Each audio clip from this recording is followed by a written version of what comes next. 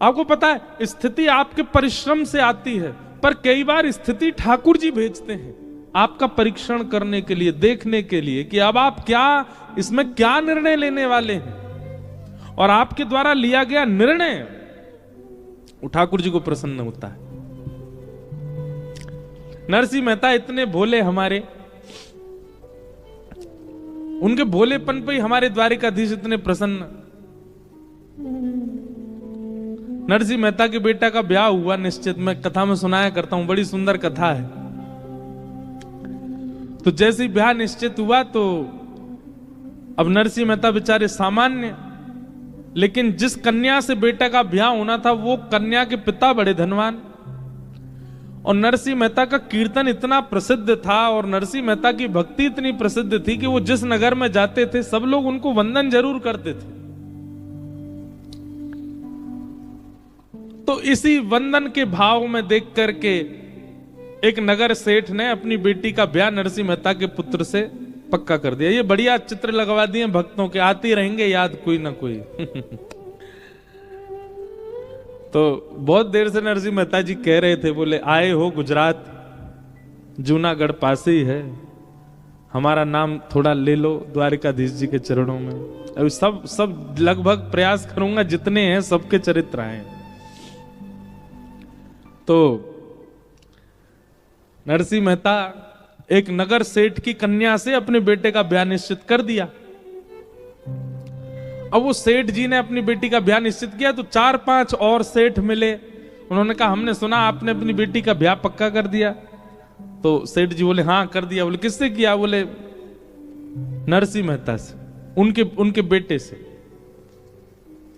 तो एक सेठ बोला पूरी दुनिया में आपको वही मिला, हमने अपना बेटा इतनी बार प्रस्ताव दिया आपको वो नहीं सुहाया, नरसिंह मेहता के बेटे से क्या आपने अपनी कन्या का ब्याह निश्चित कर दिया? अरे वो कीर्तनकार है, भले ही उनका बहुत नाम है सम्मान है, पर भैया घर में व्यवस्था नहीं है। तुम्हारी बेटी राजघराने जैसे रहने वाली, उनके घर में कैसे निभेगी? और शास्त्र आज्ञा करते हैं बेटी का विवाह सदैव अपने से ऊंचे कुल में ही करना चाहिए। सेठ जी, नरसिंह मेहता की स्थिति ऐसी नहीं है कि आपकी बेटी को एक समय भी प्रेम से पवा सके। आप तो भाव में करिए इस संबंध पक्का। और सेठ जी बोले सच में ऐसा? बोले हाँ, नरसिंह मेहता की स्थिति तो ऐसी है। बोले अब क्या करें, हमने तो पक्का कर दिया। बोले पक्का ही तो किया, ब्याह थोड़ी हुआ है।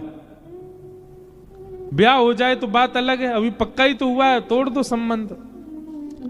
सेठ जी बोले ऐसा अच्छा नहीं लगता ये तोड़ना। अभी वो आज का समय थोड़ी ही था, आज के समय में तो कुछ भी संभव है, पर उस समय पर लोग संकोच करते थे। नरसिंह मेहता बड़ा संकोच करें कैसे, वो सेठ जी बड़ा संकोच करें कैसे मना करूं मैं एक बार हाँ कहने के बाद। तो एक सेठ जी ने बड़ा दिमाग लगाया, बोले सुनो एक काम करो। बोले क्या? एक पत्र लिखो और पत्र में लिखो कि हमारी बेटी को ब्याहने के लिए जब आओ तो ऐसी बारात लेके आना। कैसी बारात लेके आना? बोले 100 तो हाथी हों, 200 घोड़े हों, 50 प्रकार के बैंड बाजे हों, और जितने बाराती आमे सबके गले में सोने के मणि माणिकों के हार, नवलखा के हार हों। जितने बाराती आमे सब बड़े सुंदर दिखने वाले हों, सबकी अचकनें इतनी महंगी हों, आदि आदि। ये सब पत्र में लिख करके आप नरसिंह मेहता को भेज दो। नरसिंह मेहता जैसे पत्र देखेगा और सोचेगा इतनी व्यवस्था तो हम कर ही नहीं सकते, अपने आप खुद ही तोड़ देगा संबंध, आपकी बेटी सुरक्षित हो जाएगी। हाँ बोले ये बात ठीक है, व्यवस्था इतनी बता दो कि सामने वाला पहली हाथ खड़ा कर दे। पत्र लिखा महाराज, उसमें 100 हाथी। सेठ जी बोले 100 नहीं 200 ही कर दो सीधे, देखते ही हिल जाए नरसिंह मेहता। 200 हाथी कर दिए, 400-500 घोड़े कर दिए, और उन घोड़सवार हाथी सवार बढ़िया ऐसी अचकन हो, नवलखा के हार हो, आदि आदि सब विस्तार से 3-4 पत्रों में भर करके भेज दिया। पत्र लिख करके पत्र को बढ़िया बंद करके और ऊपर लिख दिया जय श्री कृष्ण, भेज दिया। नरसिंह मेहता बैठे अपना कीर्तन कर रहे थे, तभी पत्रकार लेकर के आया पत्र और आकर के बोला महाराज आपके लिए पत्र आया। नरसिंह मेहता बोले दिखाओ। पत्र देखा, पत्र के ऊपर लिखा था जय श्री कृष्ण। बोले ए सुनो इधर आओ, इस पे क्या लिखा है? बोले जय श्री कृष्ण। बोले जय श्री कृष्ण लिखा है, कहीं पर भी जय श्री नरसिंह लिखा है? नरसिंह मेहता लिखा है? कहीं नहीं लिखा। तो मेरा पत्र क्यों हुआ? जय श्री कृष्ण लिखा है, इसका मतलब ठाकुर जी का पत्र है, मेरा पत्र नहीं है ये। और भैया किसी और का पत्र तो खोलना भी नहीं चाहिए, जिसका पत्र वही देखेगा। नरसिंह मेहता ने खोला ही नहीं, दर दिया ठाकुर जी के। ठाकुर जी आपके किसी प्रेमी ने आपके लिए पत्र भेजा, बड़ा भारी पत्र है, अब मैं तो इसको खोलूंगा नहीं नाथ। और आप तो बड़े लीलाधारी हो, क्या पता रुक्मणी जी के मन में कोई भाव आ गया हुए हैं, उन्होंने कोई पत्र भेज दिया हो। क्या पता जामवती सत्यभामा सब द्वारिका में है, आपसे कोई लीला कर रही हो, इसलिए पत्र भेजा। मैं तो नहीं पढ़ूंगा ठाकुर जी, आपका निज पत्र है, देख लीजिएगा इसमें क्या लिखा है। और पत्र धर दिया, खोला ही नहीं।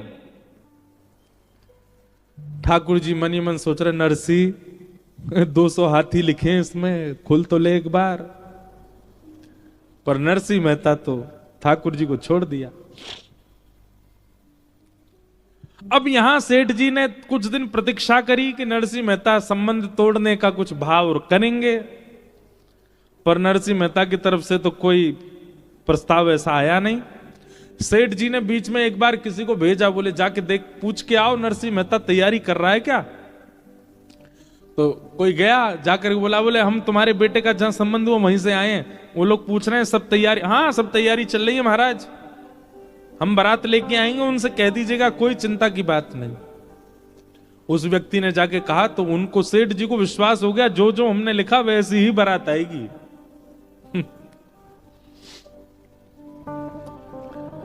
अब नरसिंह मेहता के बेटे के ब्याह का समय आया, बारात के लिए घोड़ी लेने गए।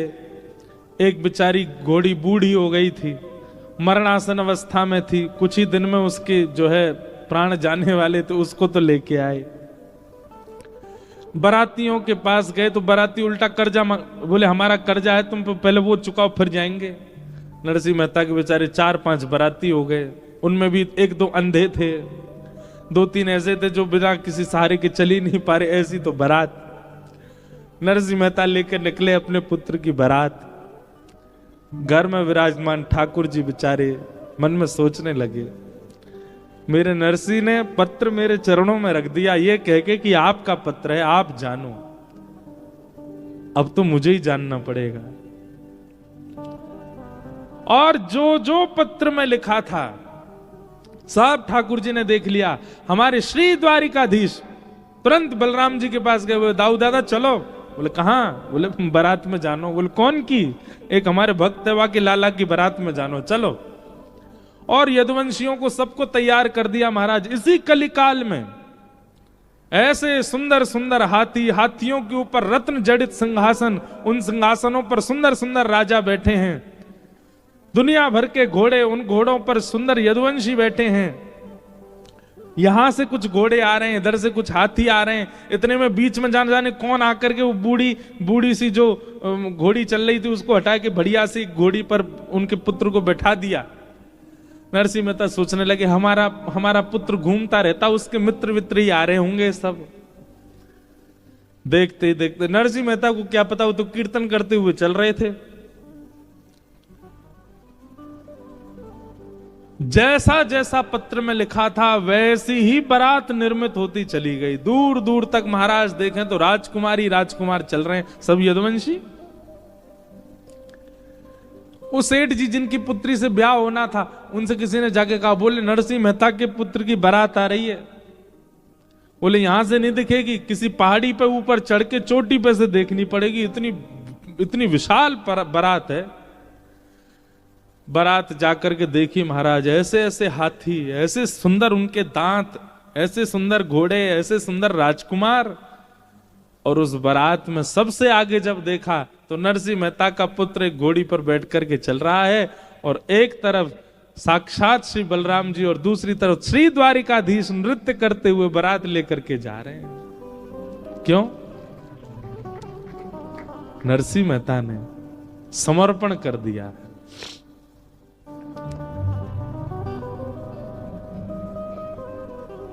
ठाकुर जी के मन को समझो, ये कथाओं के द्वारा क्या करना है, ठाकुर जी के व्यवहार को, ठाकुर जी के मन को, ठाकुर जी की स्थिति को समझ लो और वैसे बन जाओ। जो जो उनको प्रिय लगता है वो प्रिय वस्तु अपने चित्त में लाना प्रारंभ कर दो। जैसा व्यवहार उनको अच्छा लगता है वैसा व्यवहार करने लग जाओ।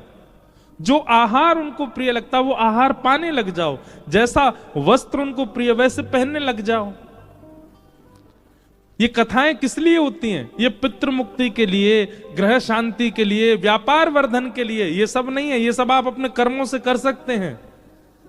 ये तो केवल भगवत प्राप्ति के लिए कथा है। और भगवत प्राप्ति कब होगी? जब जिससे संबंध बनाना पहले उसको जान तो लो वो है कैसे। आज हमने क्या सीखा? ठाकुर जी को गुरु निष्ठा बहुत प्रिय है, तो अपने गुरु के प्रति निष्ठा प्रगाढ़ कर लो। दूसरा क्या देखा? ठाकुर जी को भोलापन, जैसा नरसिंह में है वो बहुत प्रिय है। भोले बन जाओ, सरल बन जाओ।